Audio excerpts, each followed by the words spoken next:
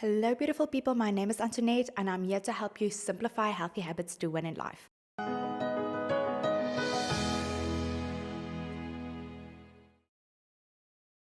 Today, I am sharing my top 7 tips for healthy hair. It is literally one of the questions I get asked the most. People stop me at church, gym, or shopping centers, the most random places, just to ask me how I get my hair healthy. So, I'm not a hair professional, but I always ask my hairdresser a million questions when I get my hair done. First and foremost, I do not have extensions in my hair. This is all natural. I visit the hair salon about every 2 to 3 months for a touch-up, and it takes 4 hours to get my hair done. I went to the hair salon 3 times in a row where my hairdresser did not have to cut my hair, all because I actually didn't have any split ends. My hair was in such good condition that it was unnecessary to cut it. And that is what we want to achieve. We want to get to a place where your hair is so healthy that cutting it is unnecessary. So without any further ado, let me dive into my top 7 tips.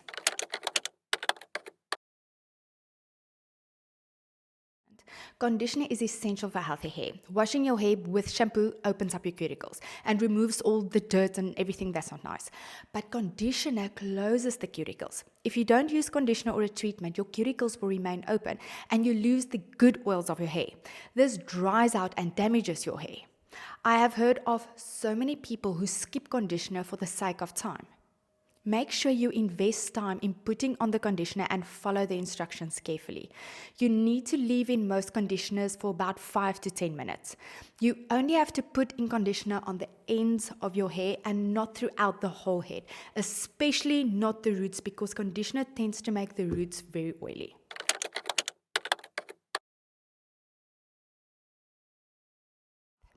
Personally, I don't use conditioner, I only use a treatment. Unfortunately, a treatment can be much more expensive than conditioner. If you can't afford to replace your conditioner with a treatment, at least invest in one that you can use every second week or once a month. A treatment differs from a conditioner because it penetrates much deeper, making your hair incredibly soft, strong, and healthy. I use Kerestase shampoo and treatment. These are definitely more expensive than the average product you get off the shelf, but it is really worth it. Products from salons are always better for your hair than those you buy off the shelves in any store. Taking care of your hair is an investment. I recommend that you talk to your stylist or someone in a salon that would make a recommendation based on your hair type. Incorporating a treatment into your hair care routine is a non-negotiable because it helps you regain moisture. If you don't have time to leave your treatment in your hair, I recommend washing your hair, putting in the treatment, and putting your hair up. You can then get out of the shower and start getting ready. After 10 or 15 minutes, you can then just go to a basin and rinse your hair. It's literally that simple. It doesn't help that you invest in a treatment and you don't leave it in long enough. Then you are basically just wasting your time and money.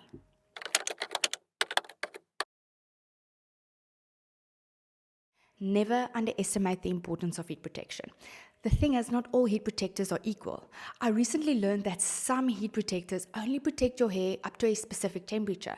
That means you will damage your hair if your heat protection only protects temperatures up to, say, 180 degrees, but your flat iron goes to 220. Additionally, do you know if your heat protection protects you against the UV lights, meaning the sun? Yes, it is a thing. Like you put on sunscreen, you must ensure that the sun cannot damage your hair. I've seen so many people come back from summer holidays with a lot of damaged hair, or even just a weekend being in the sun all the time. Ensure you have a heat protector that protects you from the UV rays. It is essential to understand what type of heat protector you are using, because I think it's literally the worst thing if you invest your money in a heat protector, you put in the effort to apply it, but it doesn't protect you against the tools you are using. Another factor to consider is how long your heat protection lasts. Say your heat protector lasts only 24 hours. If you straighten your hair today and then curl it 2 days later without reapplying heat protection, you will actually burn your hair.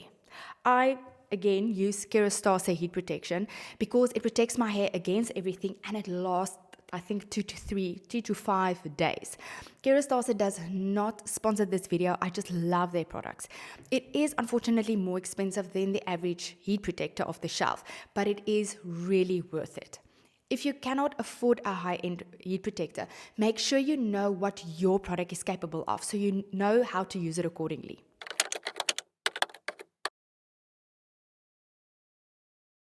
Not all hairstyling tools are created equal. Professional tools are better than non-professional tools because it lasts longer. However, if you cannot afford a professional tool like a Dyson or a JHD and you have to buy a cheaper tool, make sure you know what your tool is capable of. What do I mean by this?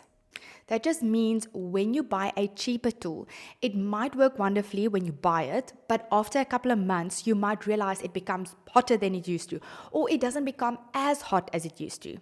These are critical things you need to be aware of. One of the first components that tend to break in hairstyling tools is the element that controls the heat. If your element gives in, your tool might either get too hot or not hot enough. If the tool doesn't get hot enough, you will have to go over your hair multiple times when you style it, and this will cause it to damage. Ensure you know what your tool is capable of. If you buy a cheaper version, know that you might need to replace it sooner than using a professional tool.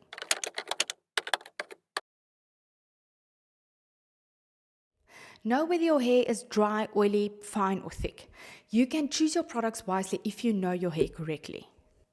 Also, the condition of your hair can change depending on the seasons or the number of times you style. So be sure to adapt your products accordingly. Summers in South Africa can be very hot and my hair tends to dry out quickly. Therefore, I apply extra moisturizer during the summer months.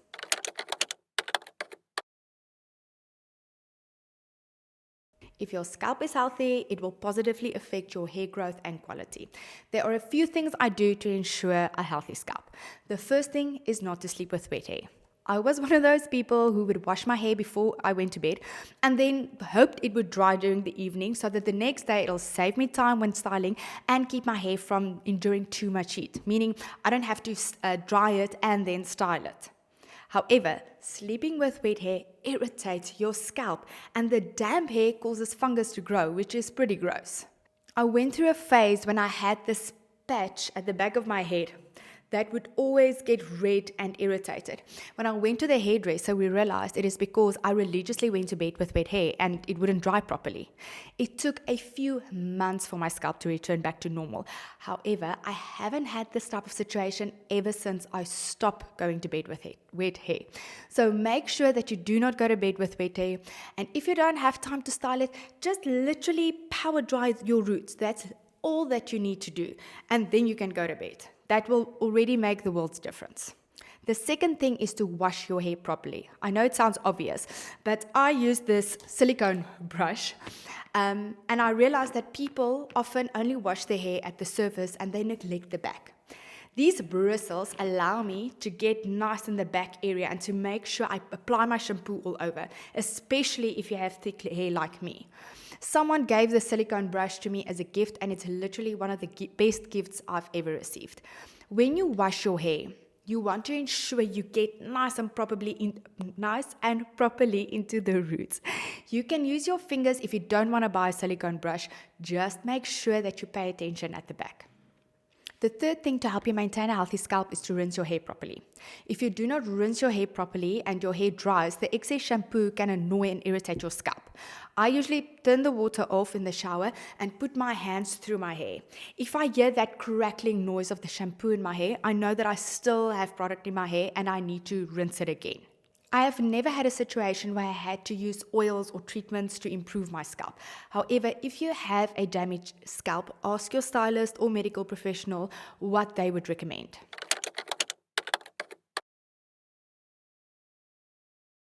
This might be a sensitive topic because some of you might be a stylist listening to this.